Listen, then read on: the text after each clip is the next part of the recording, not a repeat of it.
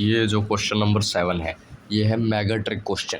इतना trick question आज तक मैंने भी नहीं देखा, ज़्यादा ही फेंक दिया। देखो अब इसको पढ़ो। इसके अंदर क्या है कि यहाँ पे T1 और T2 जो हैं अलग अलग टेम्परेचर हैं जो लीनियरली डिपेंड कर रहे हैं along the length of this tube. अब आप कहोगे ये कैसे हो सकता है? तो भाई ये ऐसे हो सकता है कि मान लो हीट सप्लाई की जा रही है, तो ये हीट सप्लाई का मतलब कि करंटली यहाँ पे हीट सप्लाई चल रही है और ये स्टेडी स्टेट आ चुकी है, और इस स्टेडी स्टेट के ऊपर जितनी हीट अंदर घुसी उतनी बाहर निकल गई, तो हीट जो सोर्स है उसका लेन देन ख़त्म हो गया यहाँ पे इंटरनल मैटर ऑफ गैस से।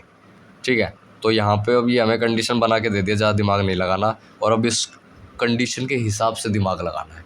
ये कैसे बनी उस पर ज़्यादा दिमाग लगाने का फ़ायदा नहीं है। हाँ, तो हमें कहा गया कि प्रेशर बताओ गैस का क्या होगा। तो देखो अब ना एक दिल ख्याल आता है मन में कि जो प्रेशर है ना वो भी वेरिएबल होगा।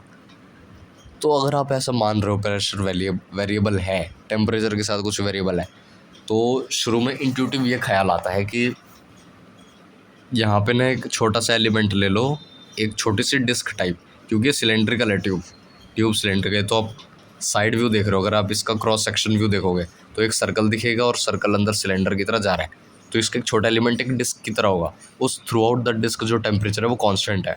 ठीक है, टेम्परेचर कांस्टेंट है, उसकी वॉल्यूम कांस्टेंट है, क्योंकि हम एक स्टैंडर्ड वो ले रहे हैं डिस्क। तो स्टैंडर्ड डिस्क है, इनफाइनाइट पार्ट में तोड़ दिया गया है इस क्रॉस सेक्शन को, ट्यूब को, तो इसकी छोटी छोटी डिस्क बनेगी। उस डिस्क की जो वॉल्यूम होगी वो होगी एरिया इंटू dx, बहुत कुछ कर लेंगे।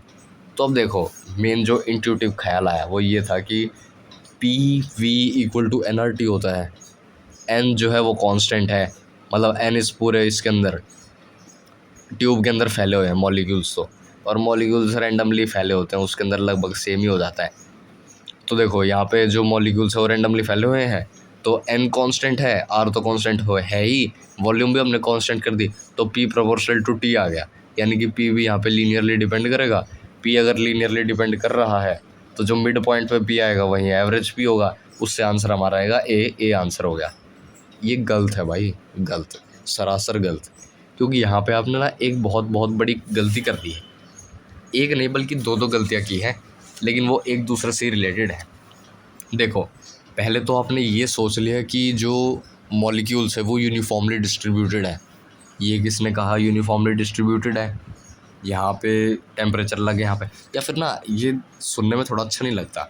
आमतौर पे जो एक मीडियोकर आदमी है वो यही सोचेगा यार कि यूनिफॉर्मली डिस्ट्रीब्यूटेड होंगे मॉलिक्यूल्स, तो हमने कभी देखा नहीं कि रैंडमली डिस्ट्रीब्यूटेड के अंदर वहाँ पे कोई एक सर्टेन पैटर्न बन जाता है, सर्टेन जगह पे ज़्यादा डेंसिटी है, सर्टेन जगह पे ज़्यादा मोल्स हैं कंपैरेटिवली टू दूसरा। थ्रू आउट द कंटेनर हमेशा हर केस जो आपने आज तक देखा होगा उसमें 99.9% केस के अंदर through out the container volume, वो जो वॉल्यूम डेंसिटी होती है ऑफ मॉलिक्यूल्स पर वॉल्यूम, क्या कह रहा हूँ यार मैं, मॉलिक्यूल्स पर यूनिट वॉल्यूम जो है वो कांस्टेंट रहता है थ्रू आउट जनरली 99.9 केस में। ये वो 0.01 केस है। ठीक है, और ये कैसे पता चलेगा? तो देखो यहाँ पे ना एक बात ये है, हालांकि इसके अंदर लिख नहीं रखा, जो एक्चुअल क्वेश्चन है उसको थोड़ा और इजी बनाया गया और लिखा हुआ है pressure is the constant through out the container. तो अगर आपने वो, इसमें जो पूरा ट्रिक है ना वो यही है कि प्रेशर कांस्टेंट है या फिर वॉल्यूम कांस्टेंट है या टेम्परेचर क्या कांस्टेंट है, मतलब रिलेशन निकालने में ही ट्रिक है इसके अंदर, बाकी उस क्वेश्चन के अंदर ज़्यादा कुछ है नहीं। तो अब देखो इसके अंदर pressure through out the constant है, अब वो कैसे है? तो आपको ये पता है कि अंदर बैठ के गाड़ी को धक्का नहीं दिया जा सकता, बिल्कुल iconic statement by our teacher. तो उन्होंने कहा गाड़ी के अंदर बैठ के जो है ना गाड़ी को धक्का नहीं मारा जा सकता। गैस कभी भी कंटेनर के अंदर रह के कंटेनर को हिला नहीं सकती, कंटेनर के ऊपर कुछ फोर्स नहीं लगा सकती। इंटरनल फोर्स लगा सकती है, लेकिन नेट फोर्स जो होगा ना, नेट वर्क डन होगा